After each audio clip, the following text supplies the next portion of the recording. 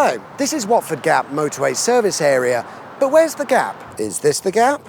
Is that the gap? Oh, here we go. This is the gap, surely. Is this the gap? Shut up. None of those are the gap at Watford Gap, the first motorway service station to open in 1959 on the M1.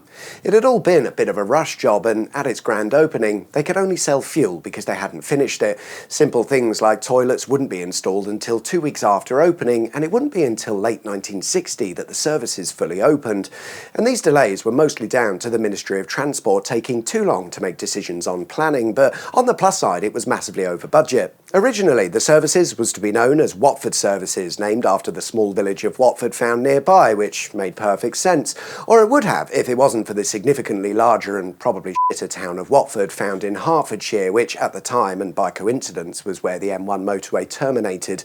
The Ministry of Transport thought people would get confused thinking Watford Services was near Watford in Hertfordshire, so a new name was required to avoid such confusion. The service station company went with Welton, named after Welton railway station located right by the services, and you've also got Welton village itself a short distance away. Job then. No, the Ministry of Transport didn't like it. They thought Welton was too far from the service's location for that name to make sense, so they reverted back to the Watford idea, settling on Watford Village Services. Fair enough, that made sense. No, too long, change it. The Ministry of Transport didn't like that either. They wanted as short a name as possible, so they came up with the name Watford Gap, and I assume at this point everyone was bored of f***ing around, so that's what they went with. You can see why the initial opening was delayed. But why Gap? What or where is the gap? The answer to that depends on which theory you think is most plausible. It's possible that the services was named after Watford Gap Hamlet, a small collection of buildings that were once sat at a road junction found to the north of today's service station.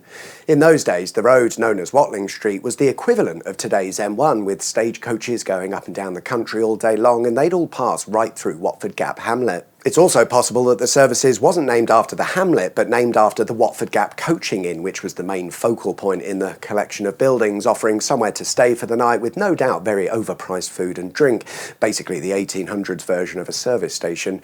Eventually, the Coaching Inn would close down, probably to no one's surprise, and I assume when the M1 and new services was built, it finished off the hamlet known as Watford Gap because there's nothing there but some rundown old buildings. Interestingly, although you'll have to use your imagination a bit, what we're looking at here is a small stretch of the original Watling Street, which started out as a Roman road. Don't worry, Paul, I'm not doing Roman roads, but I thought this was interesting because many years ago it would have been one of the busiest stretches of road in the country. But anyway, back to service stations. But of course, none of this answers the question of where is the gap? Sure, the services could be named after an old inn or hamlet. They too were called Watford Gap, but that's all just video filler, and either way, we're looking for a gap and we're not stopping until we find it. Here it is, the gap. Oh, okay, cool. Yeah, that answers that then. Yeah, fine. What we're looking at is this area of greeny yellow, but this applies to most of this area, including the services. It's an area of low-lying land between two hill ranges, creating a space, or maybe we could call it a gap, between the hills. And it's important because